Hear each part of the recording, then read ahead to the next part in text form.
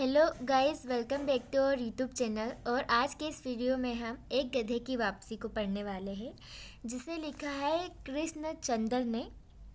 यह जो रचना है एक व्यंग है और लेखक ने एक गधे को कथावाचक बनाकर समाज, राजनीति, प्रसिद्धि, स्वार्थ और मानवीय मूल्यों पर तीखा कटाक्ष किया है। गधा यह केवल जानवर ही नहीं बल्कि वह आम आदमी का प्रतीक है, जिसे लोग अपने मतलब के लिए इस्तेमाल करते हैं और अपने मतलब के लिए यूज़ करते हैं और मतलब निकल जाने के बाद उसे गधा समझकर छोड़ देते हैं।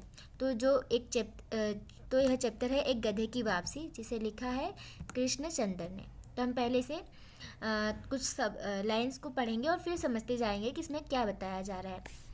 दर्शकगण और श्रोताओं, मैं न रूसियों का राकेट हूँ, न अमेरिकियों का पाकिट हूँ, न गली हैबस खा का फातक हूँ, न मैं रमता जोगी न्यारा हूँ, न कोई बनावटी सैयारा हूँ, न किसी फिल्मी हीरोइन का प्यारा हूँ, न किसी लखपति की आँख का तारा हूँ, मैं महज एक गधा आवारा हूँ।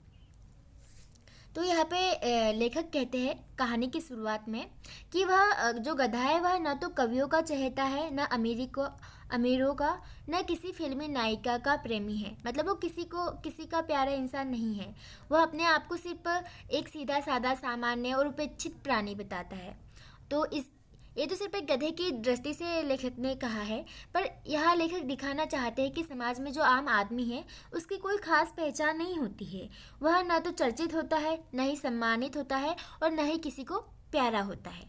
अब हम आगे पढ़ते हैं। तो आगे क्या है कि एक गधा आवारा हूँ, जिसे बचपन की गलतियों के कारण अखबार पढ़ने की आदत पड़ गई थी। अखबार पढ़ते पढ़ते मैं इंसानों की बोली बोलने लगा और कुछ राजनीति की बातें करने लगा। इसी कारण मैंने अपना प्यारा वतन बाराबंकी छोड़ा और डंकी बनकर दिल्ली के एक धोबी से नाता जोड़ा। धोबी को अचानक एक मगरमच्छ ने खा लिया और मुझे धोबी की विधवा पत्नी और अनाथ बच्चों के निर्वाह के लिए बड़े बड़े अफसरों की सेवा में निवेदन करने पर विवश कर दिया। तो यहाँ पे जो गधा है वो बताता है कि बचपन में उसे अखबार पढ़ने की आदत लग गई थी और अखबार पढ़ते पढ़ते वह इंसानों की भाषा और राजनीति की बातें सीख गया था।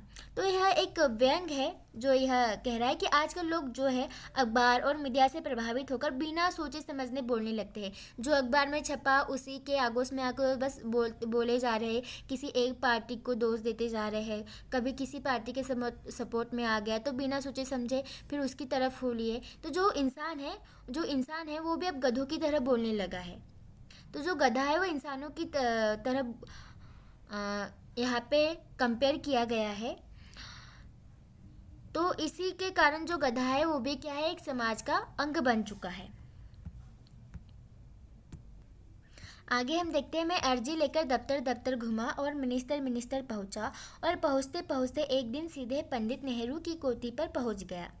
पंडित नेहरू से सहयोग वंश जो मेरा इंटरव्यू हो गया, उसने मुझे प्रसिद्धि के आसमान पर पहुंचा दिया। लोग मुझे घरों और क्लबों में बुलाने लगे, गलियों और बाजारों में मेरे जुलूस निकालने लगे। तो यहाँ पे जैसे है कि यहाँ पे एक छोटी सी कहानी इन्होंने बताई गई है कि जैसे जैसे वो राजनीति और कूटनीति की बातें करने लगा तो उसने अपना प्यारा वतन जो था बाराबंकी छोड़ा और डंकी बनकर दिल्ली के एक धोबी से नाता जोड़ा। वहाँ पे हुआ कि उस धोबी को मगरमच्छ ने खा लिया और जो धोबी की विधवा पत्नी और अनाथ बच्चों के निर्वाह के लिए बड़े बड़े अफसरों की सेवा में निवेदन करने पर उसे विवश कर दिया। तो अर्जी लेकर दफ्तर दफ्तर घुमा और मिनिस्टर पहुंचा। तो पहुंचते पहुंचते क्या हुआ कि उसे जो कॉन्टेक्ट है वो बढ़ने लगे और एक दिन क्या हुआ कि सीधे पंडित नेहरू की कोठी पर और जा पहुंचा। तो उनके साथ उनका इंटरव्यू हो गया गधे का। तो जिसकी वजह से क्या वो एक प्रसिद्धि मिल गई और प्रसिद्धि के आसमान पर पहुंच गया। तो लोग उन्हें सम्मान देने लगे, उसके घरों में और क्लबों में बुलाने लगे और गली और बाजारों में उस गधे के जुलूस निकलने लगे। तो यहाँ पर जो लेखक है वो यह बताना चाहता है कि प्रसिद्धि अक्सर योग्यता से नहीं मिलती, परिस्थितियों और प्रचार से मिलती है। समाज में जो लोग हैं बिना समझे किसी को भी सिर पर बैठा लेते हैं और फिर उसी की पूजा करने लगते हैं। भले ही उस इंसान में टैलेंट हो या ना हो, उस प्रसिद्धि उस योग्यता के लायक हो या ना हो, बस अगर ऐसा कोई सिचुएशन या परिस्थिति बनी तो उसी को बिना जान पहचान के पूजने लगते हैं और सम्मान देने लगते हैं। फिर हम आगे पढ़ते हैं कि एक सेठ ने समझा कि मैं कोई खुदा का फौजदार हूँ या कोई करोड़पति ठेकेदार हूँ जिसने ऊपर से एक मासूम गधे का भेष धरा है और अंदर ही अंदर कोई बहुत बड़ा ठेकेदार है। वह बहुत मिन्नत समाजत करके मुझे अपने घर ले गया, अपनी फर्म का हिस्सेदार बनाने लगा, अपनी सुंदर लड़की से मेरी शादी रचाने लगा और हाई सोसाइटी में मुझे घुमाने लगा। अब यहाँ पे आप देख सकते हैं कि क्या होने लगा कि उस गधे को यहाँ पे जो सेठ थे वो भी एक स्वार्थी इंसान थे। उसने देखा कि गधा फेमस हो रहा है, उसे इतना सम्मान मिल रहा है, तो उसने ऊपर ऊपर से सोचा कि भाई कितना फेमस इंसान है, कितना अच्छा है, कितना वो गधे को समझ रहा था कि वो कोई बहुत अच्छा इंसान है, जैसे कि कोई अमीर इंसान है या कोई ठेकेदार है। तो उसे मिन्नत और इज्जत देने लगा, है ना, उसकी मिन्नत करने लगा कि भाई चलो तुम हमारे साथ में। उसे अपने साथ लेके आया, उसे फर्म का हिस्सेदार बना दिया और अब उसकी जो सुंदर लड़की थी उससे शादी रचाई और साथ ही साथ हाई सोसाइटी में उसे घुमाने लगा। अब गधा कहता है कि मैंने बहुत इनकार किया, मना किया, बताया मैं यूँ तो ज्ञान बहार से लदा हूँ किंतु दरअसल एक गधा हूँ। किंतु वह लालच का अंधा मेरी बात पूरी सुनने से पहले अनसुनी कर देता था और अपने ही हाँके जाता था और मेरी अवभगत किए जाता था। मतलब क्या है कि वो सौर्थ की जो सौर्थ पना में ना वो एकदम अंधा हो गया था, बिना सच्चाई जाने फैसले लेने लगा था। उसे कोई फ़र्क नहीं पड़ रहा था कि सच क्या है और क्या नहीं है, गधा क्या कहना चाहता और क्या नहीं, वो उसकी सुनता भी नहीं था। बस वो अपनी सौर्थी पना में अपने ही जो मन में आ रहा था वो किए जा रहा था। कुछ महीने तो बड़े ऐसो आराम में कटे, किंतु जिस दिन उस लालची सेठ को पता चला कि मेरे पास कोई परमिट नहीं है न कोई कोता, मतलब मेरे पास कोई परमिट है न कोता, उसी दिन वह बेपेंदे का लोटा मुझे मारने पर तुल गया और कमरा बंद करके उसने और उसकी लड़की ने मार मार कर मेरा भुरकस निकाल दिया और मुझे सख्त घायल करके बाहर सड़क पर निकाल दिया। यहाँ पर हम जब बात करते हैं, यहाँ पे बिन पेंदे का लोटा मतलब होता है कि जिसका कोई, लेखक यहाँ आगे कह रहे हैं कि वो बिन पेंदे का लोटा है, जो गधा है, जो सेठ है वो बिन पेंदे का लोटा है, मतलब उसका कोई अपना विचार नहीं है। वो जब भी न्यूज़पेपर या कोई भी चीज़ देखता है तो उससे इन्फ्लुएंस होकर कभी इधर होता है कभी उधर होता है, उसके अपने कोई विचार नहीं है, उसके कोई अपना सिद्धांत नहीं है कि जिसके ऊपर वो चले, जिसके जिधर की हवा चलती है वो उस तरह लुढ़कने लगता है। तो जैसे कि हम स्टोरी में देख ही रहे हैं कि जो सेठ था वो सोचता है कि गधा कोई बड़ा आदमी है। कैसे सोचता है वो? न्यूज़पेपर्स और जो उसको अमीर और अच्छा रईस समझ के, है ना, वो सोचता है कि वो गधा कोई बड़ा आदमी है, तो उसे अपने घर पे ले जाता है, सम्मान देता है, यहाँ तक कि अपनी बेटी से शादी भी करता है। तो यहाँ पे वो चीज़ है उस सेट में कि वो स्वार्थ में अंधा होकर बिना सच्चाई जाने फैसले लेने लगा था। उसे गधे की असलियत से कोई मतलब नहीं था, उसे सिर्फ लाभ चाहिए था। और फिर क्या होता है आगे कि गधा कई बार कहता है कि वो वास्तव में गधा है, कोई महान व्यक्ति नहीं है, लेकिन जो सेठ है उसकी बातें सुनने को तैयार ही नहीं होता है। और जब सेठ को सच्चाई पता चलती है कि गधे के पास कोई परमिट या कोता नहीं है तो वह उसे पीटकर घर से निकाल देता है। तो यहाँ पे जो लेखक है वो दिखाना चाहते हैं कि जो समाज का प्यार और सम्मान है वो स्वार्थ पर आधारित है। जब तक लाभ है तब तक सम्मान है, और जब लाभ खत्म हो जाता है तो अपमान किया जाता है, उसे से बाहर निकाल दिया जाता है गधा समझकर। फिर आगे हम पढ़ते हैं कि 6 मास तक मैं जानवरों के अस्पताल में पड़ा जीवन और मृत्यु के बीच लटकता रहा, पीड़ा की अधिकता से कराहता रहा, इंसानों की बेहिसी मतलब है हृदयहीनता, और गधों की बेबसी पर रोता रहा। किंतु ईश्वर को मेरा जीना स्वीकार था और मेरे लिए जिंदगी का जहर पीना जरूरी था, इसलिए मैं अच्छा हो गया। स्वस्थ होते ही अस्पताल के दयालु डॉक्टर ने मुझे अपने ऑफिस में बुला लिया और मेरी पीठ पर 2 सेर घास लादकर कहा, तुम्हारे लिए यह 2 सेर घास काफ़ी है, बाकी ईश्वर ही साक्षी है। अब तुम यहाँ से चले जाओ और मेरा 2000 का बिल चुकाते जाओ। मैंने कहा, डॉक्टर साहब, मैं एक पढ़ा लिखा गधा नाकारा हूँ, इसलिए गरीब और आवारा हूँ। मैं जब तक जीऊँगा तुम्हारे जानो माल की दुआएं दूंगा, पर इस बिल का भुगतान नहीं कर सकता। डॉक्टर, जिसका नाम राम अवतार था और जो अपने काम में बड़ा होशियार था, मेरी व्यवस्था समझकर मुस्कुरा दिया और बिल को वापस अपनी जेब में डालते हुए बोला, तो मेरा यह कर्ज तुम पर बाकी रहा। अब अगर वाकई तुम यह कर्ज देना चाहते हो तो सीधे बम्बई चले जाओ। बम्बई? मैंने पूछा। तो डॉक्टर बोला, पश्चिमी भारत में एक नगर आबाद है जो सब नगरों का उस्ताद है। उसका नाम बम्बई है। तुम सीधे वहाँ चले जाओ और काम करके मेरा कर्ज चुकाओ। फिर गधा कहता है, मैं स्वयं दिल्ली में नहीं रहना चाहता था। दिल्ली जिसने मेरी प्रसिद्धि की ऊंचाई देखी थी और जो अब मेरी पतन की नीचाइयाँ देख रही थी, अब मुझे एक आँख न भाती थी। इसलिए मैंने डॉक्टर की सलाह मान ली और बम्बई जाने की ठान ली। तो अब तक की स्टोरी में हुआ है कि जो गधा था वो मार खाने के बाद अस्पताल पहुंच जाता है और वहाँ डॉक्टर उसका इलाज करता है और उसे 2 सेर घास देता है। फिर 2,000 रुपये का जो बिल है उसको चुकाने के लिए कहता है, पर गधा कहता है कि वो गरीब है, बिल नहीं चुका सकता।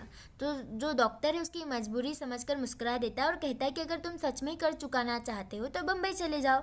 और यह जो डॉक्टर है उसे लेखक ने ऐसा बताया कि वो एक समझदार और संवेदनशील व्यक्ति का प्रतीक है। वह दया भी दिखाता है और रास्ता भी बताता है।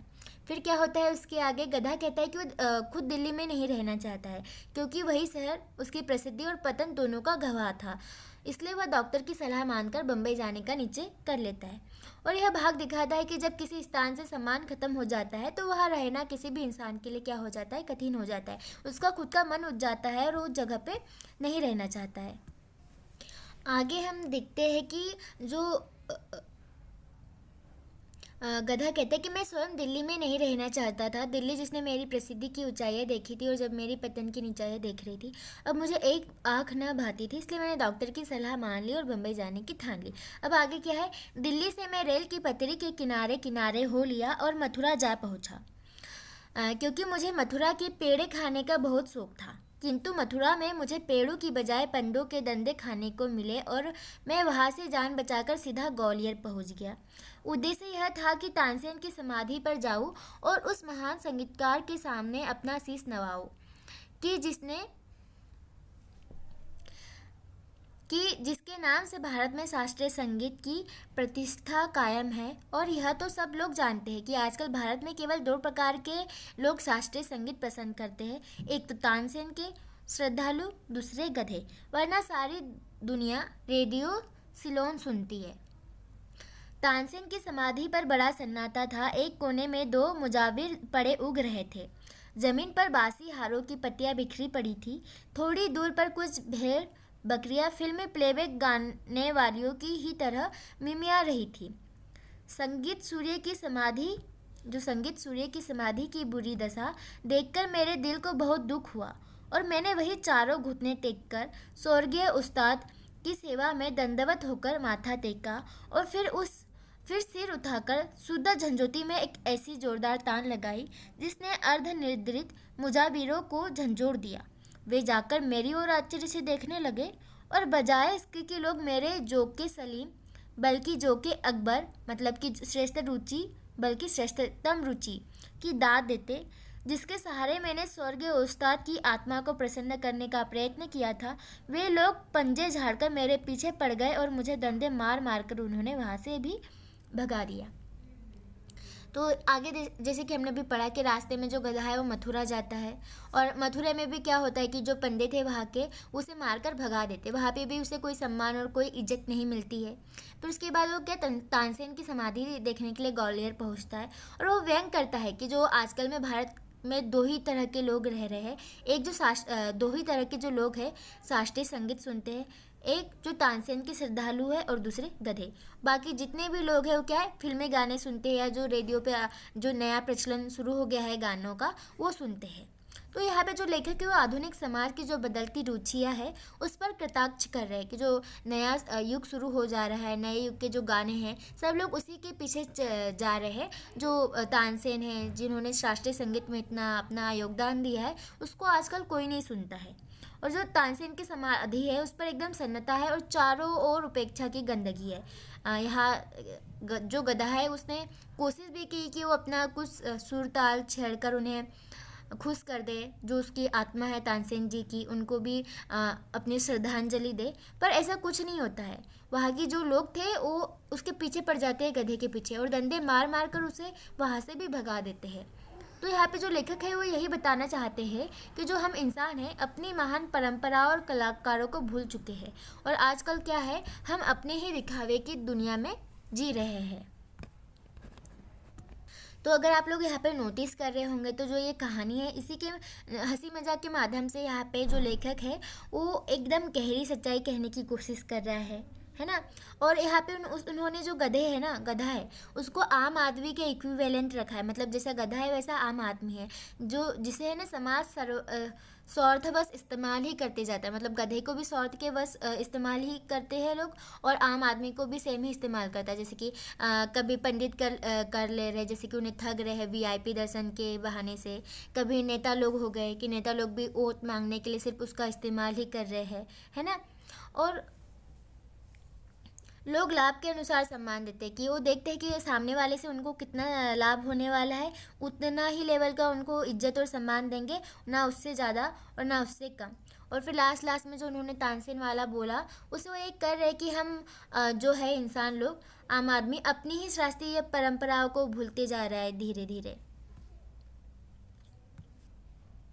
आगे हम देखते हैं कि मैं डंडे खाकर इतना बेमजा ना हुआ था जितना यह सोचकर बेमजा हुआ कि अब इस देश में आर्ट और कल्चर का ईश्वर ही मालिक है, जहाँ एक पक्के गाने वाला दूसरे पक्के गाने वाले को अपनी श्रद्धांजलि भी भेंट नहीं कर सकता।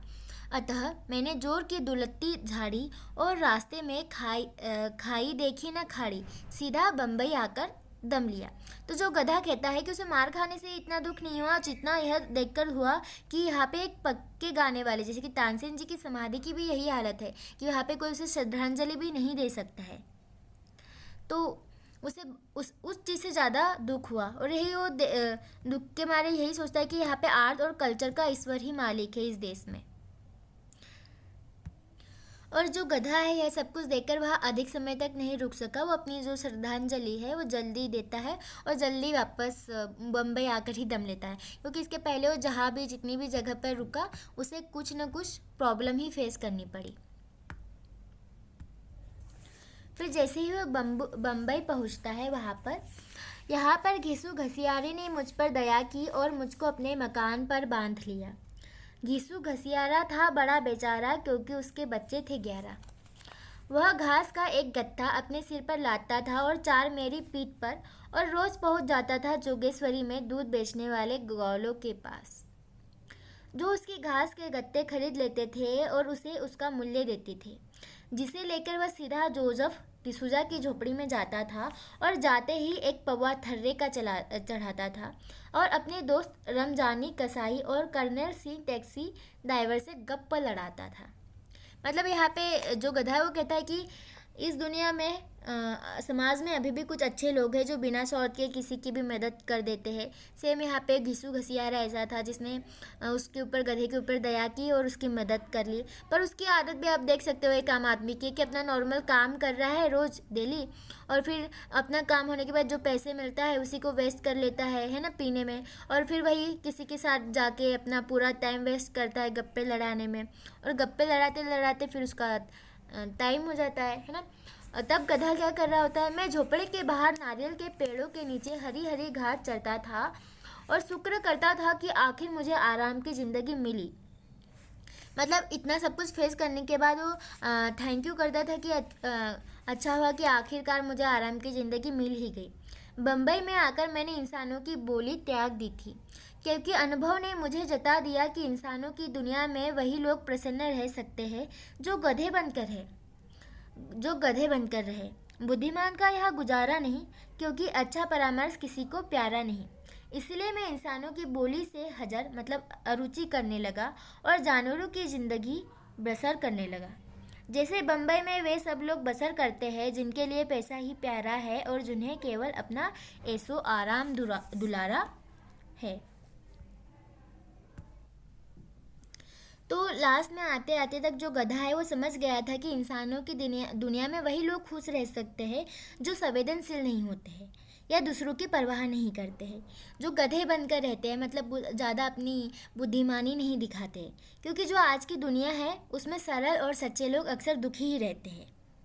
तो इससे अच्छा है जो गधा है वो एकदम बेवकूफ़ बन के रहता है, वो ज़्यादा इंटेलिजेंट बनने की कोशिश भी नहीं करता है। और उसने बम्बई आते ही जो है इंसानों की बोली त्याग कर दी थी, अब वो गधे की भाषा बोले जा रहा था। और जो है बम्बई में ऐसे ही लोग बसर कर सकते हैं जिनके लिए पैसा ही प्यारा है और जिसे अपना ऐसो आराम ही दुलारा होता है। अब हम आगे देखते हैं कि 6 महीने में मैं हरी हरी घास खाकर खूब मोटा हो गया, मेरी काली खाल चिकनी हो गई और मेरी अयाल पर सेहत का रंग चमकने लगा और मैं एक सुंदर गधा बन गया जिस पर कोई भी गधी मुग्ध हो सकती थी। और यह तो कोमलांगियों की कमजोरी है कि वे सदा सुंदर गधों पर मुग्ध होती है। चिकनी खाल पर उनकी जान जाती है, चाहे उसके अंदर भूस ही भरा हो या भूसा ही भरा हो। लास्ट में जो गधा है वो यही कहता है कि वो लास्ट में हरी हरी घास खाकर खूब मोटा हो गया था और उसकी जो काली खाल थी वो चिकनी हो गई थी और अब वो एक सुंदर गधा बन गया था, जिसके ऊपर क्या है कि कोई भी गधी है, जो कोई भी गधी है वो क्या है, उसके ऊपर मंत्रमुग्ध हो सकती है। क्योंकि लेखक में यही कहना चाहता है कि जो दुनिया का है एक ही नियम है कि जो सरल है उसका ही फ़ायदा उठाया जाता है और जो समाज है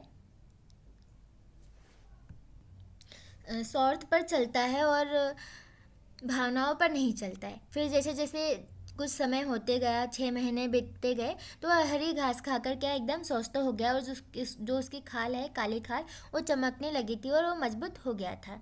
तो जो समय और धैर्य है यहाँ पे क्या कर देते हैं, घाव भर देते थे। अब जो गधा है वो अपने आप पर गर्व महसूस करने लगा था कि वो समझ गया था कि आत्मसम्मान सबसे ज़रूरी है उसके लिए। तो अब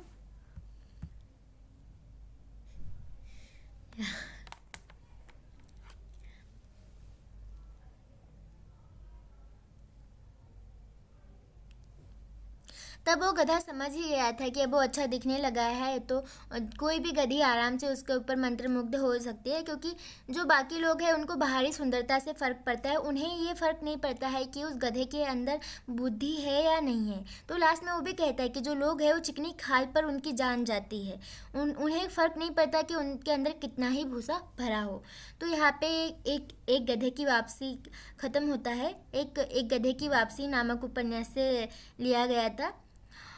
आई होप गाइस कि आपको समझ में आया हो। अगर कोई भी डाउट हो तो आप कमेंट सेक्शन में बता सकते हो। इसके अलावा हमने बुद्ध की करुणा और बाकी चैप्टर को भी एक्सप्लेन किया है, आप जाके देख सकते हैं। Thank you so much.